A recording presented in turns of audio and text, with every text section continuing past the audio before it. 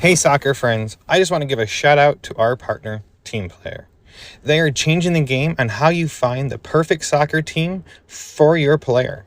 Parents, this means no more endless social media scrolling to find information on teams. With Team Player, everything you need to know is just a few clicks away. It's simple, straightforward, and lets you find the best coach and team for your player without any of the usual headaches. And coaches, we all know how tough it can be to get your team noticed, but when you subscribe to one of Team Player's team plans, you instantly get access to set up an online team profile that allows you to reach more potential players and showcase what your team is all about. It's super easy and lets players and parents see why your team could be the right fit for them. And if you sign up using the promo code PITCH, you can try any team plan free for 1 month. So whether you're managing a team or searching for one, come on over to www.teamplayer.us. That is TEAMPLAYR.US. And come give Team Player a look. Family-owned Soccer Innovation is your go-to source for top quality equipment. Whether you're a player, a supportive family member, or a dedicated coach, they have everything you need to elevate your game. For players, their innovative equipment are designed to boost your skills and performance on the pitch. From their agility cones to their portable goals, they have you covered. And family members, they offer durable equipment that's built to last because we know your support is critical to your player. Coaches, trust me, they can provide the equipment you need to run effective training sessions and shape the next generation of soccer players. Visit Soccer Innovations at soccerinnovations.com to start elevating your game with them. And if you use the code PITCH, PITCH, you can receive up to 10% off your next order.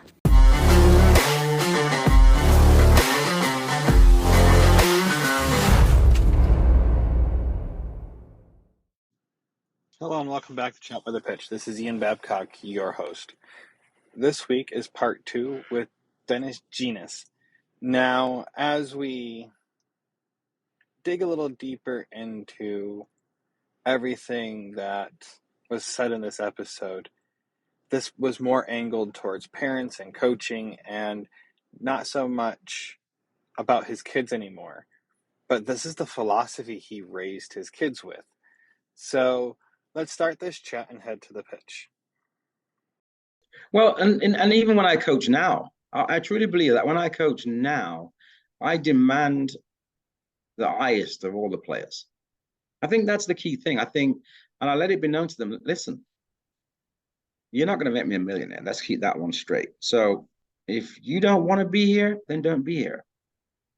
But if you're going to be here, I'm going to try and make you the best I can make you be. And that would be sometimes, again, even now I find myself, I'll do things with players and teams where I know in my head, like, well, let's try this because this could challenge them. This could challenge them mentally. Like, oh my God, what's that? That's confusing. Because there's also that part too, the element of it's not just about playing the game. You have to be able to understand concepts and patterns of play. And you've got to challenge them with that. People sometimes are worried about their child. If you start practicing, all of a sudden the team's all over the place, and you go, "What is that? What's going on? It's a mess." And I always say to the kids, I said, "That was tough, right?" And they go, "Yeah." I said, "Well, good. I mean, you learned something different today." Because if everything you do, you are comfortable doing, you're not growing. So I said, it's okay that you feel challenged today. And you may leave here feeling frustrated because it wasn't what you feel as though was the best practice. But I just believe that I want all kids I deal with to really end up playing the game a certain way. And the way I talk about that is like you have to have every way to be able to play the game. You have to be aware of every way and different formations. Right now, if you look at the game and you look at the game worldwide, everybody's like, got to play out the back. Well, who says so? My kids aren't playing out the back because they can't pass the ball. so, so we're not doing that. If that doesn't suit me, then I'm not going to do it. Whereas I think, again, a lot of people get bogged down with thinking, this is what I'm going to do because it's what they say we should do. Anybody who watches any games on TV, you know, when a team's losing, they're not playing at the back.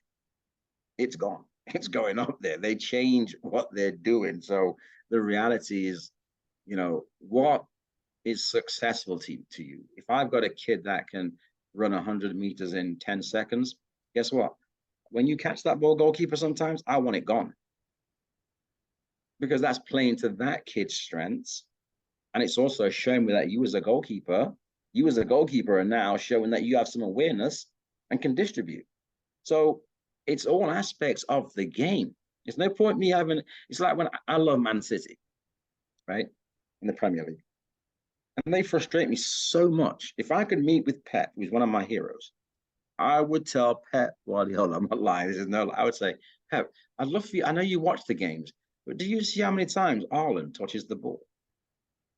He's one of the best strikers in Europe and in the world.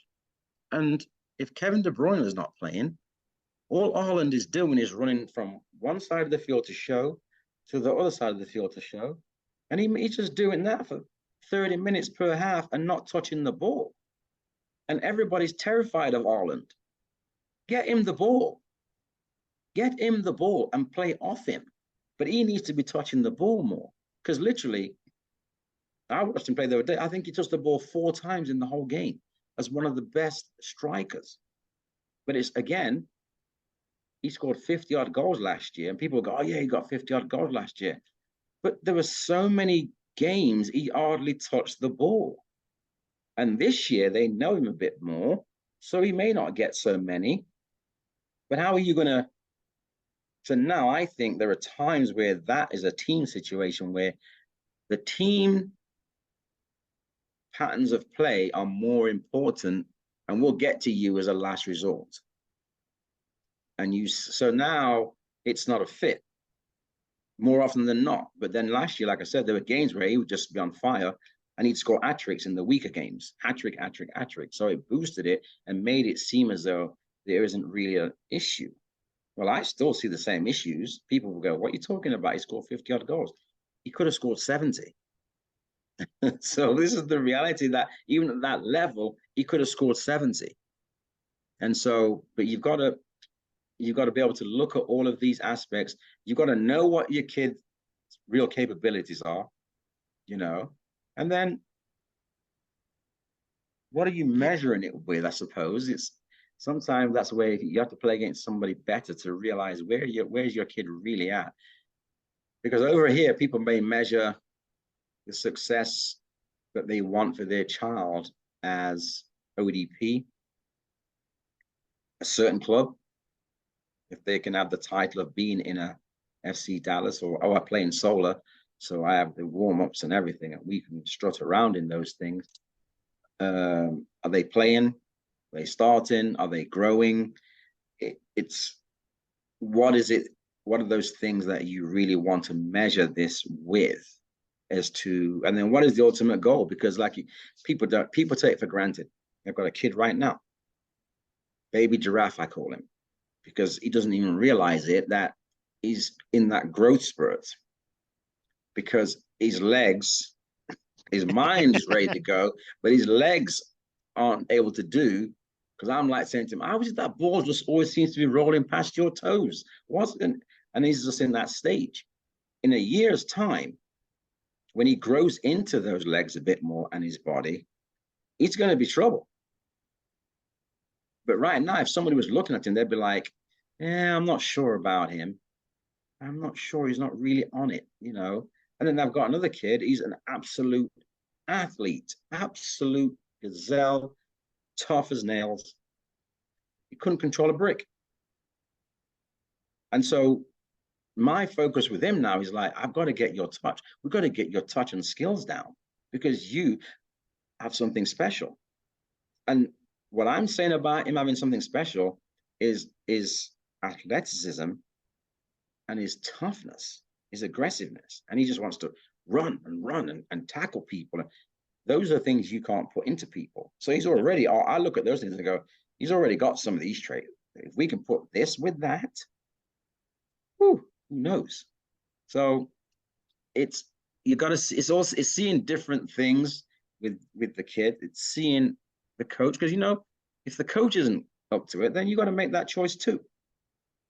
Yeah, and these are tough decisions that parents have to make, and if they're not really soccer savvy, knowing where to go next is a tough one. Knowing where to go next is a tough one. What tends to happen though is if they're in that club of stature, they're reluctant to leave because of that stature. And it always blows my mind because I always tell people this. I have many a conversation. I say, when your kid is going to school, if they're struggling in school, you would generally may get a tutor, or you're going to go and talk to the teacher as to why they're struggling, and they're going to do more homework at home, and you're going to sit down with them to make sure they get it done.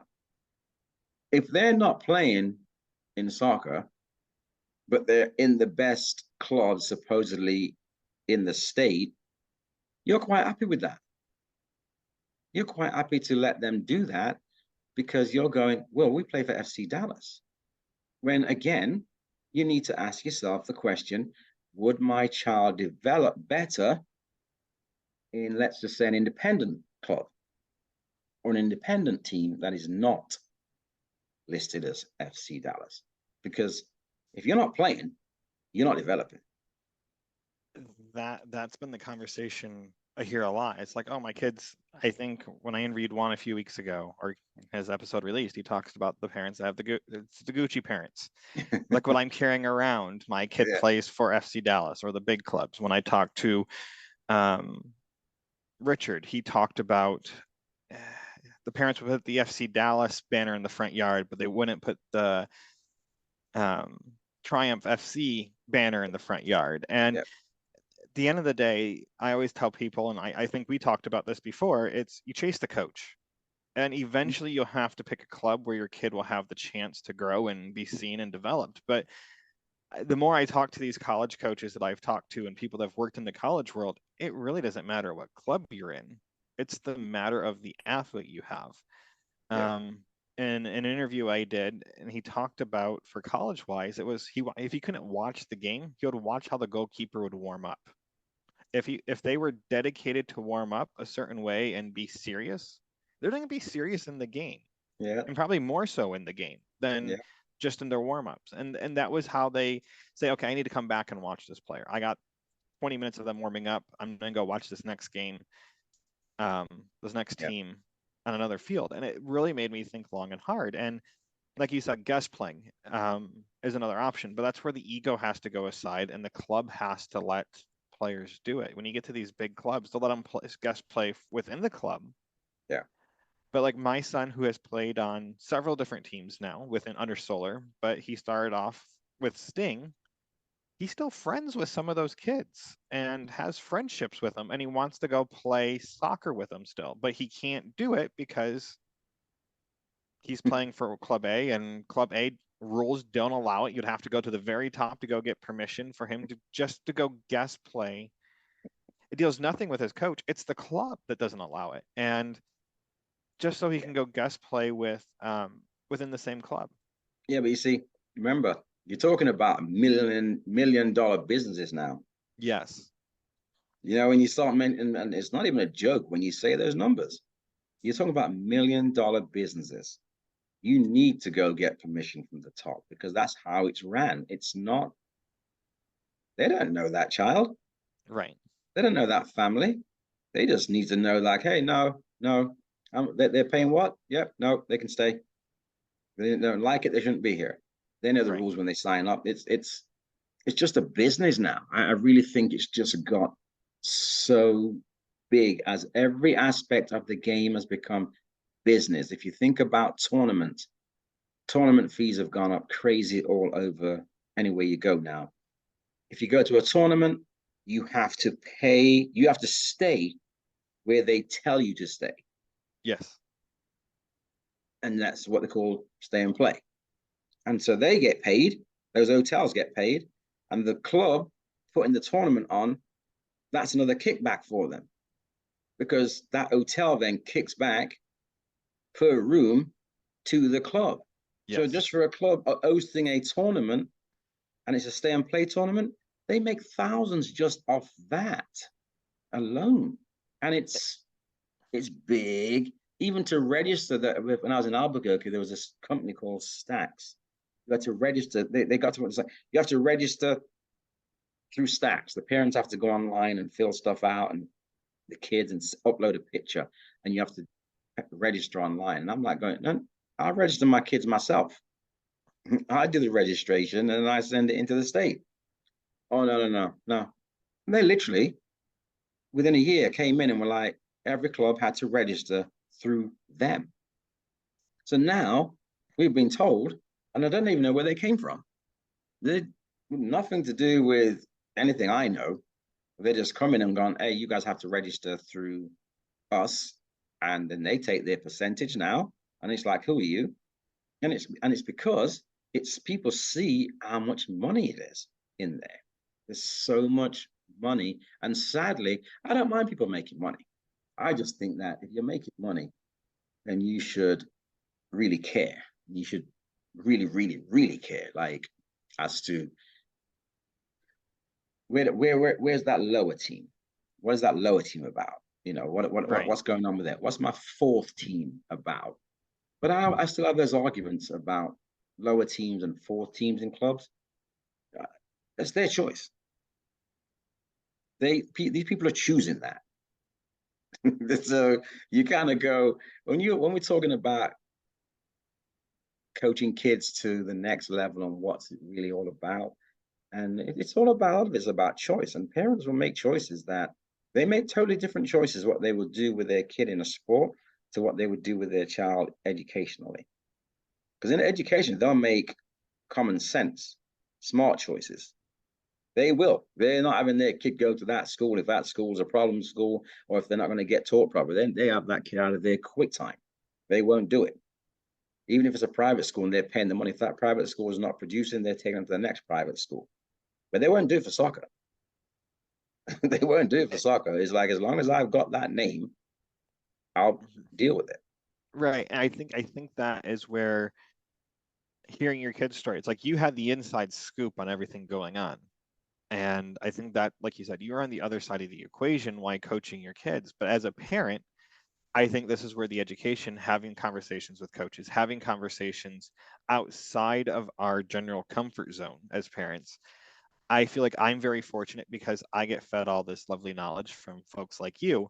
And I feel like my son has a better chance of progressing than the kid next to him. And the only reason why is because my wife and I both are on the same page. It's just, we have some great coaches around us that say, listen, who cares if you win or lose? When that college recruiter comes to you, when your kid's in a junior in high school, are they going to ask about what their record was when they were 13 years old, or how many goals they scored when they were 13? Yeah. No, they don't care. And that's the thing. It's parents are so caught up on today than they are tomorrow. It's like, I don't care if my son's on a losing team. Like, we've sat through this season. I'll be honest, like, the players are talented. Don't get me wrong. And they finally are winning games. Last 2 weekends ago, they had their first draw. This past weekend, they finally got their first win. In the tournament, they did fine. They were in a middle tier and they played well in their first tournament together. But if they went back and played that same tournament now, I think they'll do much better than where they got knocked out at. And that's the thing. It's the progression. It is. I always like the meme on the parent groups. It's the straight line that's a bunch of circles. As long as it's going up, I don't care where it's going. It's like my son's, like you talked about it, and it really kind of hit me because we tell my son this all the time. It's, if you're not going to go out there and hustle, we might as well take you back to rec and save ourselves some money, because you're playing at a competitive level now. It's not about winning. It's about being better you than the last game. It's not about anything else. That's all I care about is, are you better today, Landon, than well, winning is, it's like in the game. I always tell people when we work on defending, I'm like, Winning the ball is a bonus when you're defending. Winning the ball is a bonus. When you're out there dangling your leg and stabbing and everything, you're doing that because you've lost your discipline. They don't understand that delaying somebody is defending. Yes. If they don't go past you, that's good defending. But then if you win the ball, it's a bonus. Well, winning the game is a bonus. Right. And then there's how you win the game. And then it's how you lose the game. All of these things are things that you have to put into a child as well. And you have to get used to them. You have to put, there's a way to win. And I used to coach teams and we would win 8-9-0. And I'd say, get in.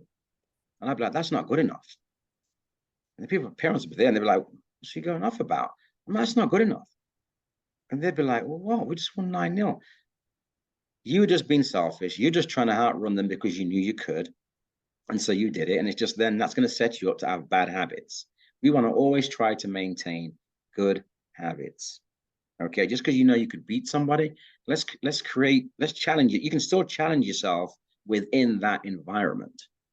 And so, but then again, you have to hold them accountable, because if you don't, you'll have some coaches going, brilliant job. Yeah. So they leave there, and guess what? They'll go again and do it. And then when they get that game where they should have learned how to play a 1-2 and whip a ball in the box, they've not done it because they've been just dribbling past people and you didn't call them up for it. But now you want to hold them accountable because they didn't do it 3 weeks later. Well, you set that standard because you were happy winning.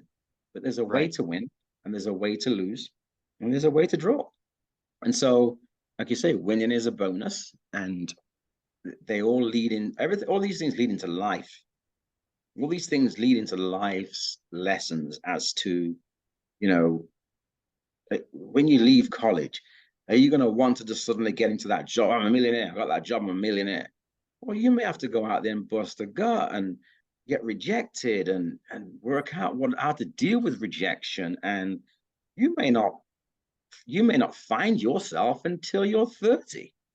Right. And there are people who are still trying to find themselves now at 40 and 45 with degrees and masters and going, oh my God, I don't know what to do. I keep going in and out of jobs. Well, soccer and sports is life. If you're straight with yourself and you're straight with your kids, and they realize that it's not always going to be as easy as you think, or you may not always get what you think, you're setting them up for life. We had a couple of kids this weekend. Somebody tackled them. They got up and wanted to start. I'm like, we're not doing. It's not a boxing match. Get off the field. And I said to them, I says, look, so if you'd have got a red card because you felt as though you wanted to retaliate because somebody pushed you or nudged you, how many players would we have left on the field? 8. So we're playing down because of you and your little temper tantrums. Can't have it. Can't have it. So the only way to deal with something like that is go score. Right. Go score. Go win the game. And shake hands and smile. There you go. Good one, mate. And it's putting those things, because again, I was raised on that. And again, I grew up in a time with a lot of racism. And I had to deal with my way of the way I dealt with it. And my answer was always to put the ball in the net and go and smile at them people, because it was the only answer. Right. It was just a different time. It was like the only answer. Refs didn't care. The fans were worse. The only answer you had was to score and go and wave to them. Right. So that's what I did. And in fact, the worst thing anybody could have done to me back then, that was me, was say something derogatory. Because now I'm like going, if I didn't really feel like it, because it was a bit chilly, because you know what England's like, if I didn't really feel like it and you came out with something, I'm like, excuse me? Okay, here we go, game on. So it's finding what motivates you to get through each moment. I think that's key. It's you talk about emotions, and this is my son just played in a game this weekend. I have not seen him like this since he's been very young. And he had a complete breakdown in the middle of the game, and he got angry and frustrated. He was yelling at the ref, And like we made him apologize to the ref at the end of the game, and the ref and I were talking after the game. It's like I had to stop him. Like, I want my son to apologize to you because there's no reason for my son to be talking to an adult like that, especially an authority figure at 9 years old. And he owes you an apology. And him and I were talking, and he goes, no, he has passion, he has drive for the game. Like, he understands the game. Not many kids actually understand. They only react to everyone around them. He goes, he was reacting because he understood what that meant and understood. And he goes, but my son was like, heaped everything in him. It's like any player in his way was getting leveled if he had the ball. He dribbled up the field, made beautiful passes. And then like one of the times, like, buddy, you need to slip. I'm saying to myself, you need to slip the pass, slip pass, slip pass. And he ran into 3 players, and sure enough, he did not slip past the ball early enough, and it went off another player. But he's gone. But he was gone emotionally, and his coach is like, "That's what I want to see how you play every time, Landon. I want you to play with the emotion." And it's like, for us, we know our kid. It's like if he gets too high, he'll level a kid and get a red card. Yeah. And but I always tell him before a game, this was given to me by another coach who was Matt Montaigne, and it was, your emotions affect your attitude. Your attitude affects your results. Yeah. And the other thing personalities. I love personalities in young players. Yes. I love personality. I like a bit of cheek, because I believe that, I'll set the line, but I like that personality. I don't mind sometimes, that kid just kind of having a little bit of attitude, because if it's them, I don't want to quash that. But there is a balance, like you say. You have to have that balance and understanding of, if it starts to impact not only your game, but everybody else around you, then we have an issue. Then there is a problem. It's like, no, that's going over the line. Now we need to address that. And if you don't want to address it, you ain't playing. Right. So, it's a hard thing. It's very difficult. I mean, my daughter and my son, they learn. I actually said to them, listen, I don't need to hear you back chatting me when I tell you something on the pitch. I says, all you need to do, if you had any sense, is just turn to me and go, got you, Dad. So you got to do is say, I heard you. Well, in the end, all the players started doing that. Yeah, we hear you, coach. Okay. And I'm like, don't do that to me. I know you can hear me over there. So, but so I'd be like, don't ignore me. And then I'd be like, just do that, at least that knowledge that you heard me. And so, because they should have emotions about things. If they may not be happy about things, it's like, just because you're the coach, you don't control them. They don't mean to miss that. They don't mean not to do that. So they're going to have emotions about it. And they're going to have emotions because somebody's probably talking some smack on the field with them. We don't know, because we can't really hear it. Right. But that's where I would always say to people, well, you got to deal with it with what you do. There's nothing you can say that's going to matter. The only thing that's going to matter is you need to win the game and shake hands and smile. Right. That's everything's done. But if you lose the game and they were tormenting you as well, then that's just compounded that. So, but it's teaching life skills, true life skills, and being honest with kids, and being honest with parents, and not being above yourself. It's like, maybe I got to come down for my child to have some success, to come back up. It's the hardest thing for parents to understand. Your child's gonna be on the development team. Well, it's the best place for them. And trust me, I'm going to demand the same of them when we get practice. Right. But for now, they're going to play more than they would if they were. So you could say they're on the first team over here. If they're on the first team over here and they're playing 20 minutes of a 70-minute game, and they're on the development team and playing 50, 55 of a 70-minute game, trust me, they're going to develop. And then eventually now you get called up to the first team to get some minutes. And we keep just adding a little bit of that, because that is the process that it should be. It should be that process.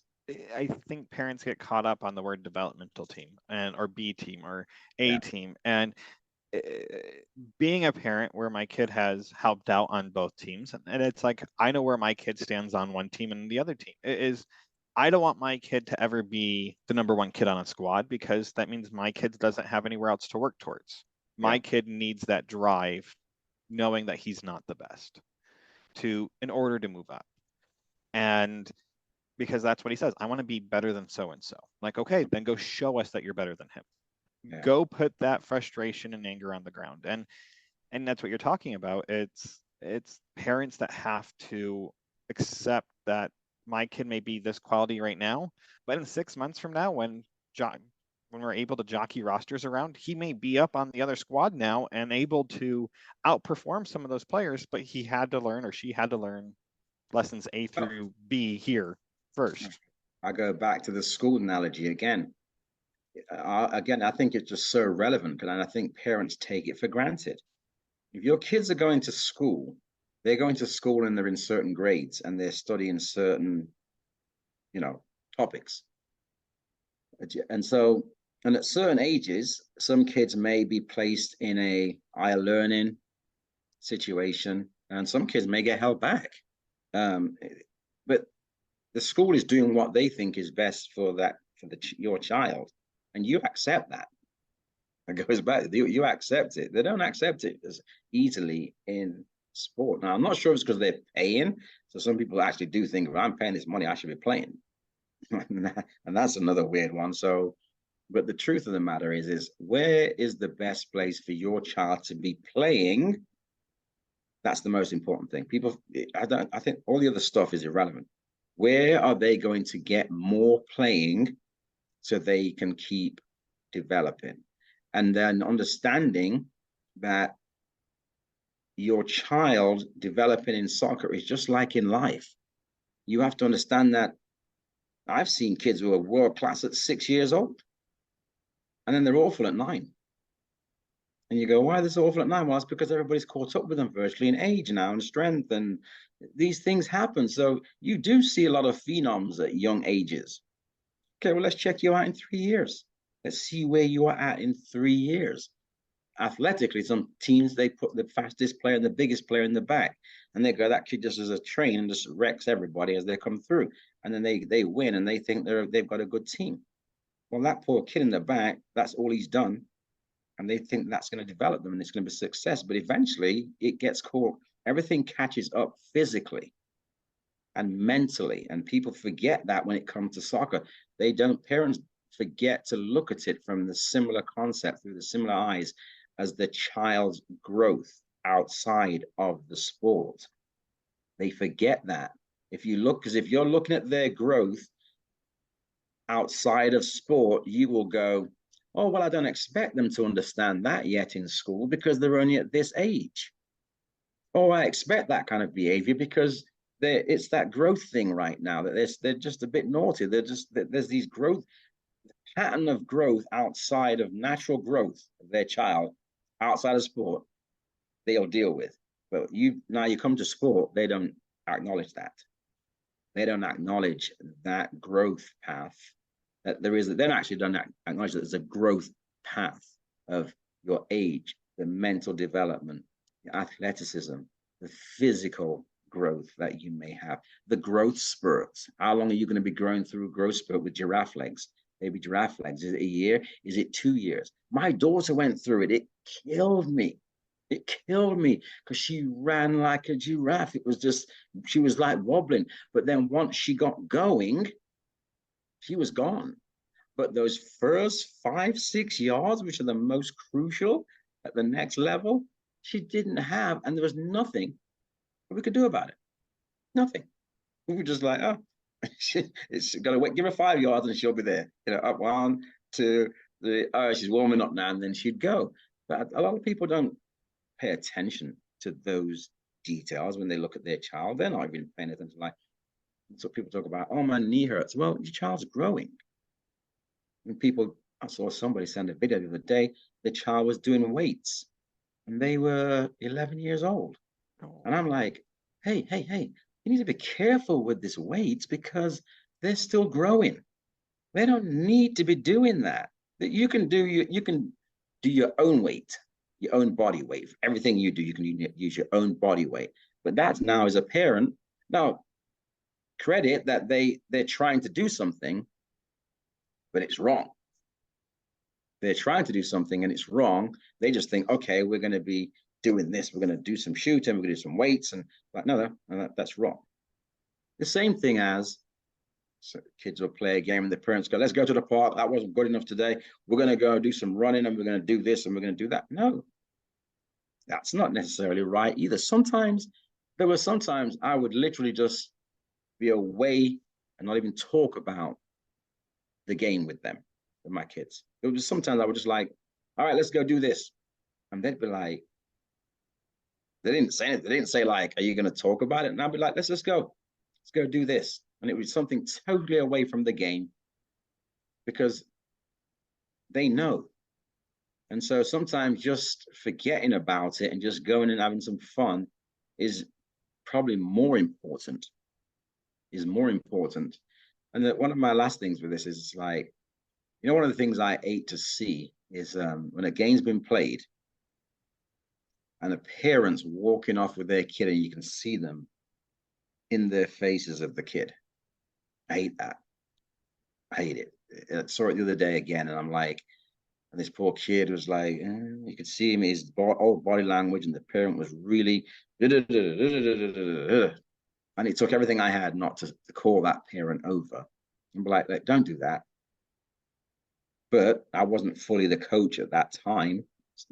So I didn't feel as though it was my place to step in. But then I just thought to myself, that poor kid, what are they going through this weekend? Because that dad, who I know if I gave him a ball, couldn't juggle it 5 times, is in his kids. I know it for a fact. You can just see him a mile away.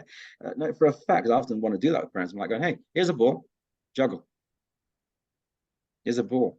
And then look, a test I used to do when I ran that kids program, 3 to 5 year olds, and the parents had to be there for the hour. And they had to participate. And so when we play these games, dribbling games and running games, make the parents chase them. And the parents would be there. And I would say to them, do you know how long that was? They'd be like, what? I said, it's 30 seconds. And they were like, what? I said, yeah. I said, so when you're on the sideline, yelling at your kid, and you can't even control the ball and run, remember that. And that was only 30 seconds.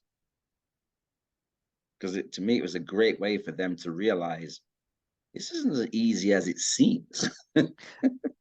I think that's the thing parents forget. It's like I give my son a very hard time. Like we'll pass the ball back and forth and he's warming up and he'll make bad passes. And I make sure when we practice, like we'll pass the ball back together and I'll make a bad pass because Dad, you should have this down by now. I go, I don't play soccer every day like you do. And my next comment is that I'm also not the athlete that you are either. And you should be making great passes because of everything we do. And but at the same time, I'm watching him play. And I think this is where parents need to break it down when they're watching their kids play. And I always set my watch. I try to remember, I put my watch on. And when he's on, I watch how he does when he's controlling the ball, when he's doing. And as a parent, we know when our kids are sucking wind, so to speak, and tired. And watching how he carries himself in those moments and like watching the time and how long it takes him to stop that behavior, those mannerisms. And or is he just being constantly being hit at by the attacking by the opponent and being hit by the offense and being attacked all the time? And how is he carrying himself in moments of frustration? And that's the thing. It's like I think it's maybe because I look at them as my kid. I know this sounds horrible. He's number 18. I look him as a jersey number. I look him as a stat. I don't look at him as Landon Babcock, my son. I'm looking at Landon Babcock as stat. Is he getting better in the first half of the game or the second half of the game? It's you mentioned something earlier and you're talking about doing better. Like they should be getting it every single time. It's like you're talking about both your kids. They should be getting it because you know what they're capable of. Yep. And what they're it's being that little bit more selfish of a player and just putting the ball where you know you need to put it. And if it's shooting or passing, whatever it may be. And I think parents forget that they're 9 at one point, and even when they're 18, it's if they don't have the proper development behind them, where they aren't having the confidence behind them, they can't get there. And I think the great example of this, and I hate to use FC Dallas again, but Bernard Kamungo. Do you know he never touched a real soccer ball until he was 14 years old? And he's 19, has a professional pro contract with FC Dallas, and you still see the hesitation in him. It's because he's never really truly had a chance to play at that high level. Yeah. But let me tell you how many goals he has this season. He's put up some numbers for not being a starter at the beginning of the season. Yeah. In the MLS. And I think what you said, it's like stats matter and you have to look at stats. I think of my son, it's like how many tackles does he get in a game? How many clean passes does he get? And that's what I focus on. I'm not focusing on if they win or lose. Is he getting 50% of his tackle? Yeah. That's how you got to look at it. All those things are key, because you have to have something that, that for development, you have to go, okay, how can you do better? How could you do better? No matter, even you can have great games, but how could you be better? And so if you know how you can be better, or if you know what, like I always used to analyze my game. I didn't care. I was the same with myself too. If I scored 3 or 4 in a game and I was like, I could have had 6 today. I analyzed, I did that to myself. So I'm pretty sure that's probably why I carried it on my own children too. So it's like, but part of that also, I remember being here, and I was actually going to talk to you about the MLS thing, actually, right, when you mentioned that guy. It was like, but if I look at the MLS, right, people probably give me a lot of grief for it. When you look at the MLS is so far behind world football, generally. I won't disagree. Most people will agree with you there. It's coming along, but it's slow. Yeah, but again, I still believe that they control that. They're in control of how that is. The reality of the MLS, if they really want to get anywhere near that, some of the snobbery has to go away. They have to this country has to create a scouting system. It has to. It has to have a scouting system that is not based on class. So then you can now bring players into your academies. Now they have those, what do they call it, NTX or whatever, or you may have one team that's linked to an MLS club. It's not enough. You need to have, you need to go, you need to go 9s, 10s, 11s, something like that, or 12s. The older ones to me aren't even relevant. It's 9, 10s, 11, 12s, and they become your academy. And they don't play in the club anymore. And you recruit those kids because you've been out to Plano and everywhere else, and Grapevine, and you've got scouts that are watching games and bringing kids in. The only thing that they have anything like that is you got to pay to have your kid go to some soccer school around the country somewhere. That's where the MLS is missing out. You should be bringing these kids in, and you should create your own leagues for all the MLS teams. They're doing it with the older kids, but then all the MLS teams in that age group, these kids get taken at 9, and then you keep them like you would the academies around the world. And you don't keep score. You do the same thing that is working around the world. You do the same thing, because we have the numbers of people. We have the numbers. But you've got to be able to then say, okay, you know what? We're gonna, if you all have say 4 age groups in your clubs, and you're taking them into this academy, you have 4 age groups, say, and let's give them the older one. Okay, so you got 5. But if everybody's developing these kids through their system, guess what's going to happen? You're going to have better kids coming through, because your foundation is stronger. Right now, all the MLS really banks on is, who's about to retire? Oh, such and such. Well, let's bring them in. And let's bring them in. Oh, they're not really doing well in England. Let's bring them in. That's not sustainable. No, it really isn't. The rare times that it's a great success is if you get those big names, Beckhams and Neymar's to come and Messi's. But when they're not playing, what do you still have? You still don't. Look at Barcelona yesterday. A 17-year-old came on for his debut, came on in the last few minutes, scored the winning goal. 17, right? In their academy. They've been grooming this kid in their academy. There's another kid there now. I think he's 17. In the first team, he's playing. If you don't have an academy to groom the young players, you're always going to be left with your selections through to national team being elitist. That is a fact. You're going to end up being with the ones that can afford it are the ones that will get the opportunity. You don't deal with millions that cannot afford it. That young kid I was telling you about last week, he should be in someone's academy. And that's the thing. It's how do you convince soccer?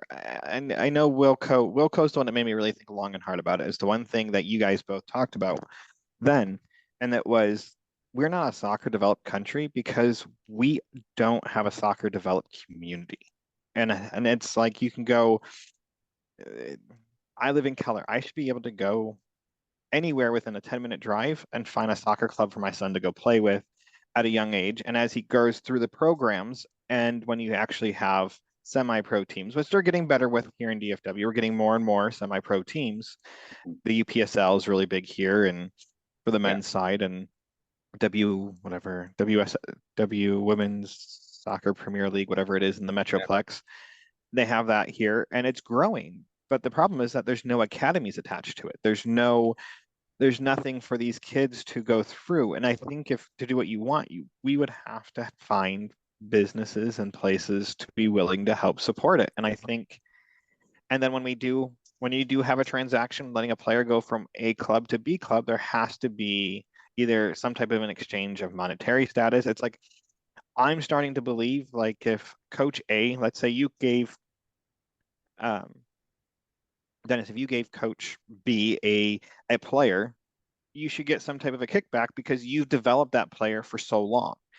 And there's nothing like that because if you go to every other soccer developed country, when they exchange players, there's something else going on. It's either a player exchange or a monetary going on in the background to either give credit or whatever it may be. If, like I was saying, trying to get to earlier, was if FC Dallas said, well, Coach Dennis at club such and such for the last 5 years has coached this kid, I guarantee the amount of kids that you'd be getting coming into you would be higher because your name's associated with that one player. Mm-hmm. It's nope.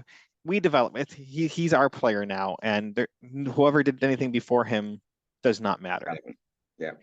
And that's what's wrong. And it's like, how do you?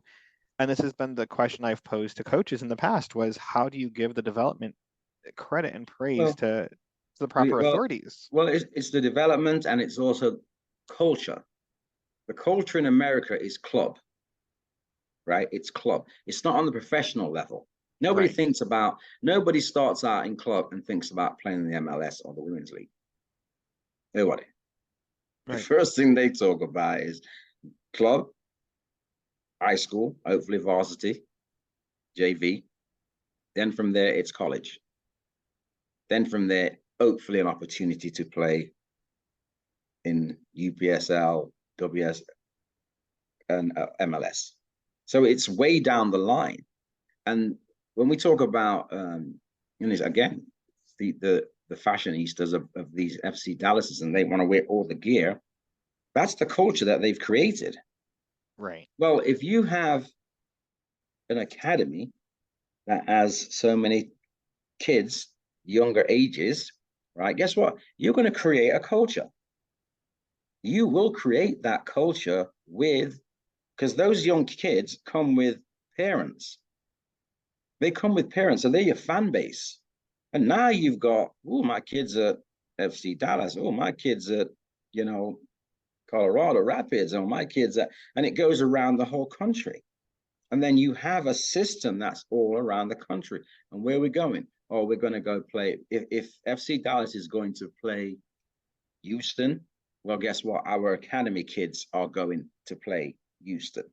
And in Houston have a setup where they have appropriate size fields for appropriate age groups to play their academy games at.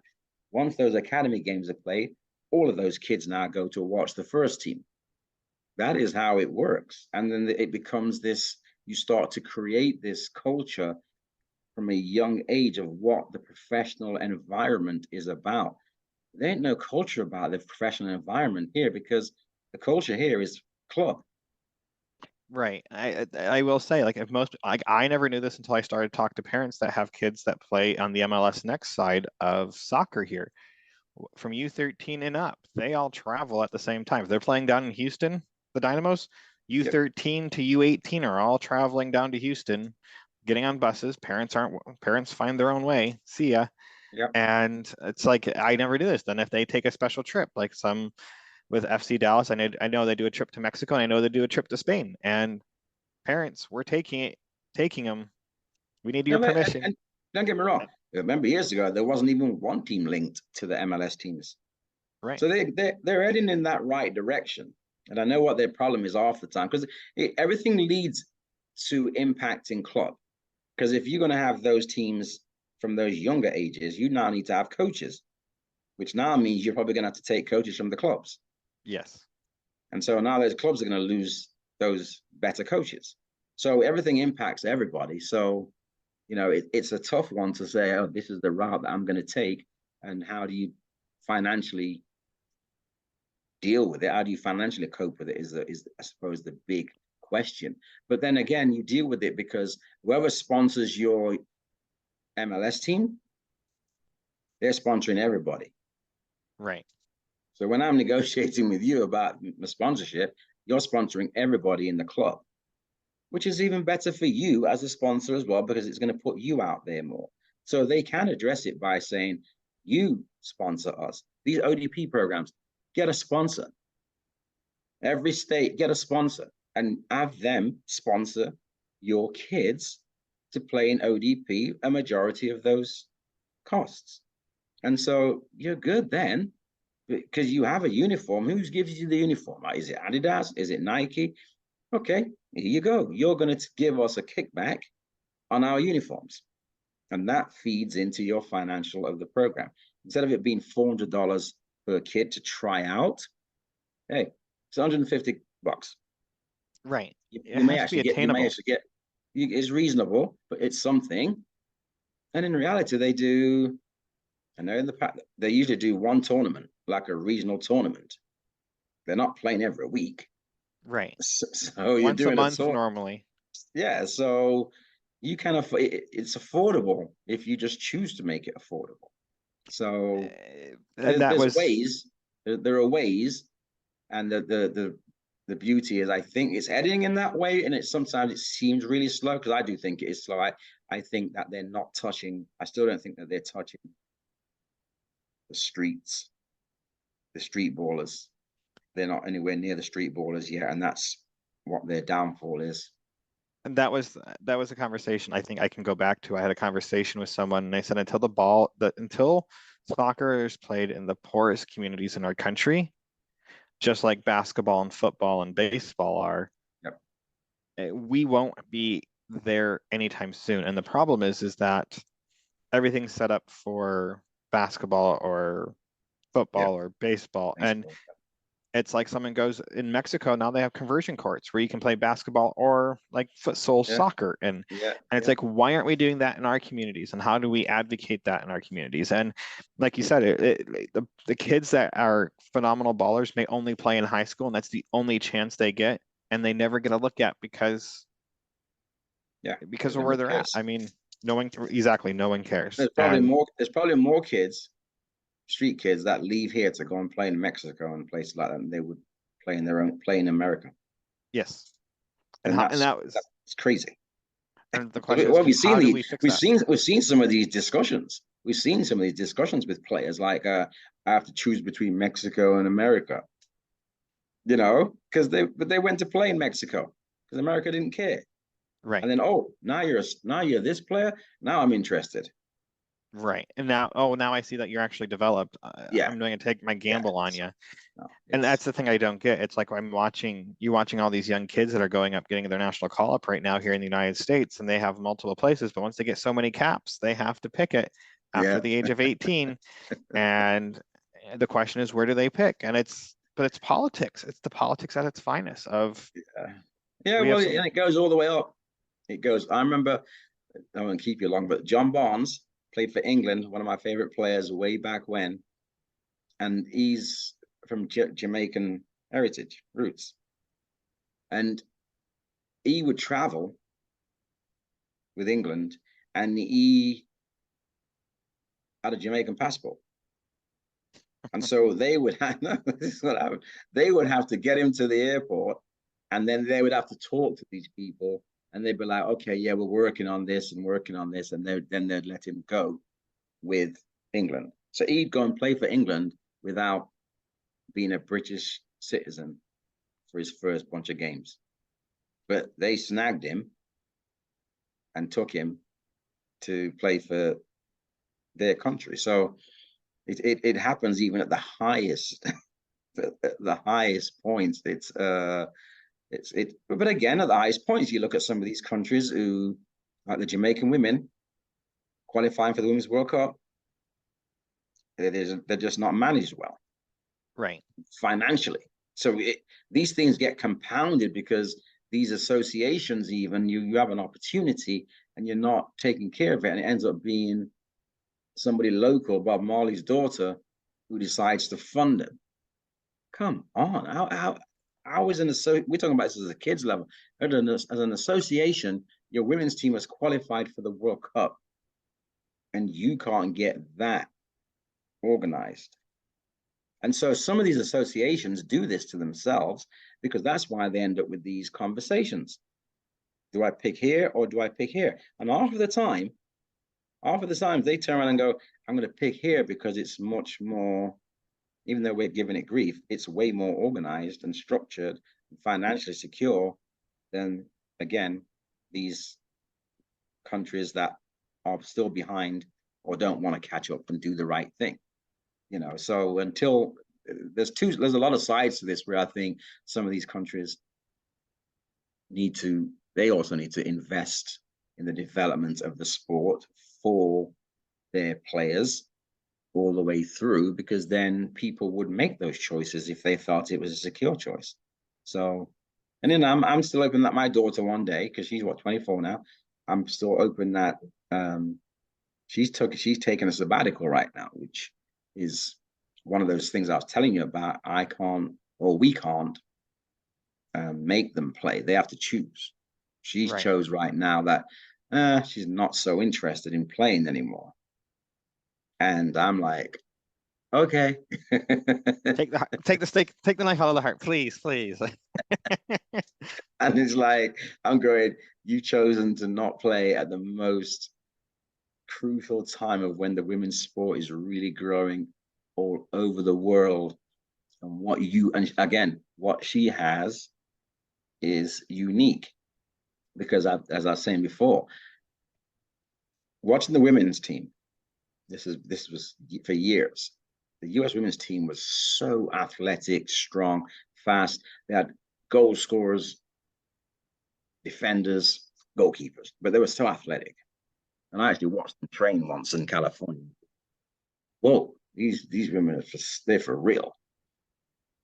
But I kept saying, when I'd watch them play these other countries in games and practice and World Cups, I'd be like, man, if they just got themselves, I don't understand it. Why don't they just get fitter? Just get fitter. That's all you got to do. And then I'd be like, oh my gosh, if they had a goal scorer on that team, America needs to watch out, because these countries are slowly coming. Yes. And it happened. It started just, they saw it after it's got closed in, and now no one's sitting there going, oh, America's favorites anymore. But they're slowly now coming back into it a bit more. You got Rodman's daughter, who's a goal scorer. She's phenomenal. You have to have a goal scorer. You have to have a goal scorer. I don't care. Anybody says you need a goal scorer. Can't win on defense. You got to go in the middle. The goalkeeper, central defenders, at the mid, goal scorer. You got to have it. And the two most, I would say the two most important, to be fair, with the two specialist positions is the goalkeeper and the goal scorer. People go, what? Well, they're specialist positions. That's just how it is, because you can't argue with it. Goalkeepers, they train on their own. They go do their thing. Strikers usually out there having to shoot, doing their thing, finishing, because there's a heart to it. It's a natural knack for goalkeeping, and a craziness for goalkeeping, and a natural knack for scoring.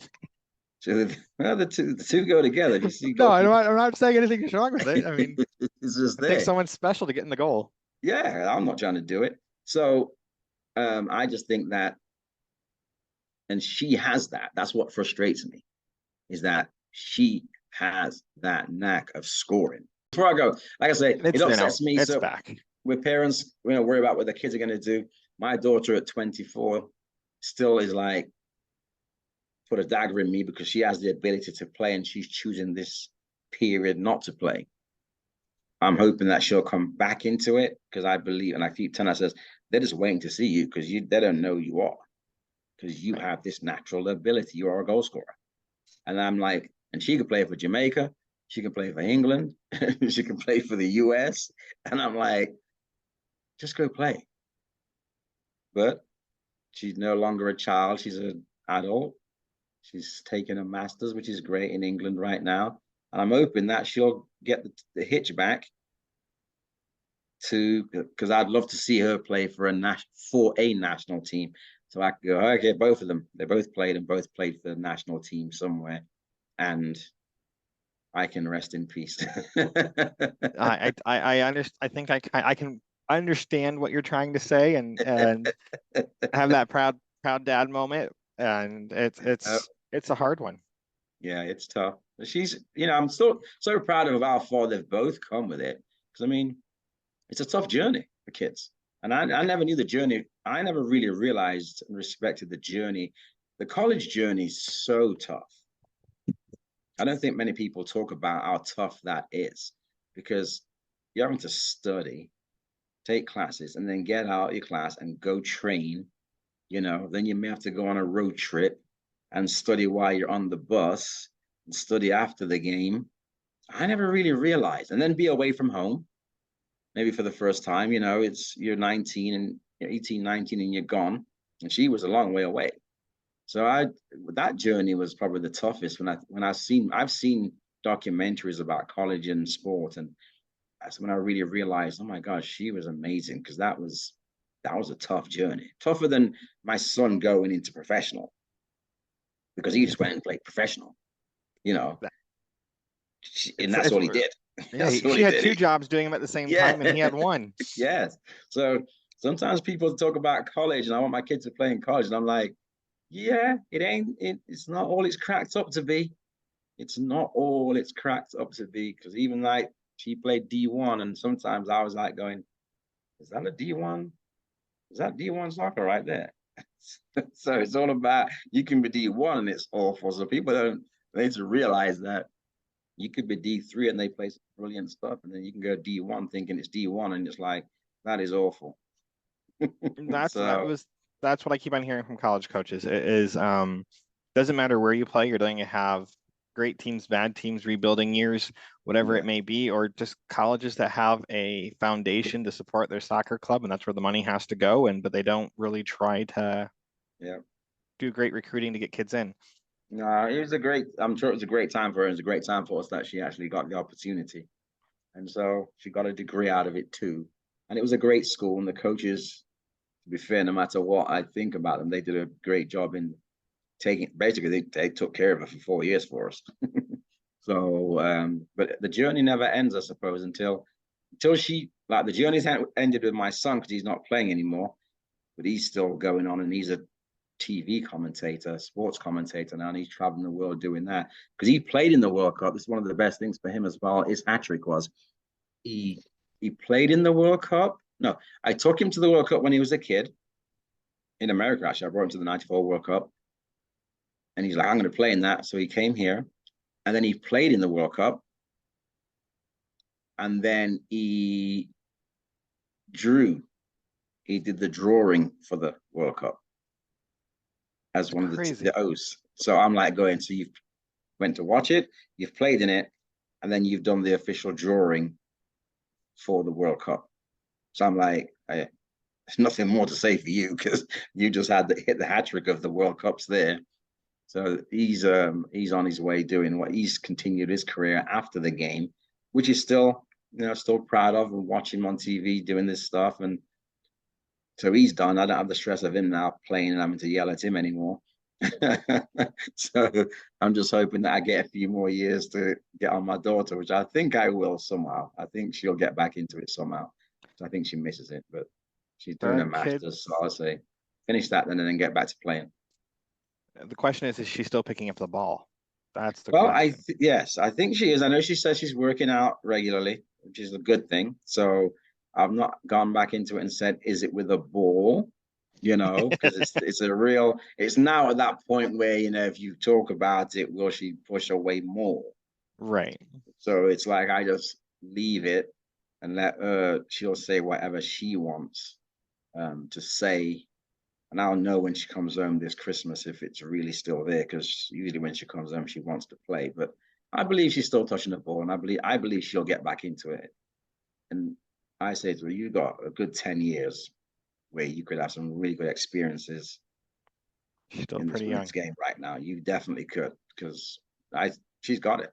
So yeah. Dennis, thank you so much for your time. It's been a joy, mate. I could do this all day long. This is the one thing joy.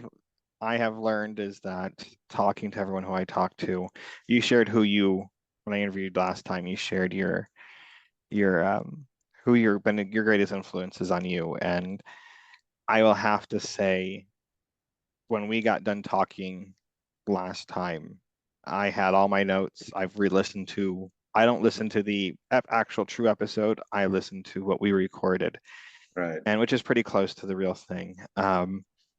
But what you shared with me, and as a parent that has children that play sports, my daughter does gymnastics and swim, my son that plays soccer, you make it.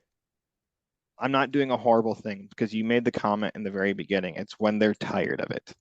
Yeah. And that's the question I always ask my son. And as a parent, that is very helpful. And I want to thank you for that, because I don't want my kid to be burnt out. He gets final say when he plays, when he doesn't want to play. He has his commitment to his team, but if he wants to get extra touches by guest playing with some coaches within his club, he's allowed to. And you just reaffirmed that, for my family at least, we're on the right path to keep him in love with the game. If a child says, "Oh, I don't," as soon as they say that, don't bother. As soon as they go, "I don't know," they're not interested. They don't do it. And let them be a kid. Simple. Yeah, just listen to your kid. So it's been a joy. And good luck to everybody out there. Remember, it's a long journey. It's not a short one. So yes, stick with it.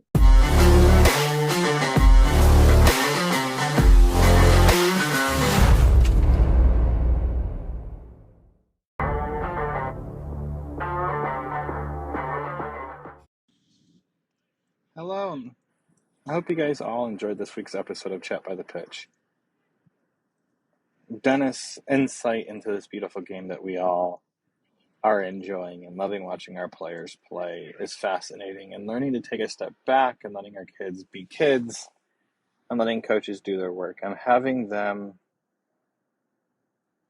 be better athletes at the end of the day really comes down to us and how we treat our kids and how we look for coaches. And Dennis provides so much information here that it's valuable, and insight is really needed in today's society. And I really did enjoy how candid he was with his kids raising and how he is as a coach and the things he looks for and all the success he's had with going through all the difficult times and the adversity he had. And if you ever met this man, he lights up when he talks about youth sports. And I am completely grateful for all the time he gave me, because we talked for a while for this interview. Hey everyone, if you guys have enjoyed this podcast, have enjoyed what I've been trying to do, the messages that I'm putting out there, please give me some ratings, some stars on all the podcast sites that you listen to this on. Give me a review, share this, share with others. The more I can make this grow, the more I can continue doing this. I'm really trying to make a difference in our soccer community. So I hope you guys have enjoyed all this. And until next time, I'll see you at the pitch.